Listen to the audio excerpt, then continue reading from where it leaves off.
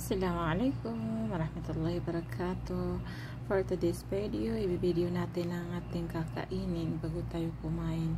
Yan lang naman, babawi lang tayo ng mga araw na wala tayong nakain kundi lugaw lang at saka tinapay.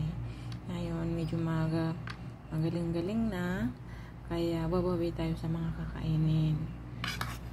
Yun bang trabaho ka ng trabaho tapos wala kang lakas? Kasi nga walang laman yung bitoka mo, di ba? Kaya ngayon, babawi tayo sa mga kinakain, kahit pa paano, kahit konti, basta makakain, o di ba? Yung mga palaging nandiyan na mga nagko-comment sa akin, mamaya, bago ako matulog, sinisiguro ko lahat ko kayo nare-replyan. Kaya tuloy lang ang support. At saka sa mga paparating, maraming salamat sa inyo. Thank you. Bye-bye. Salamat sa panonood.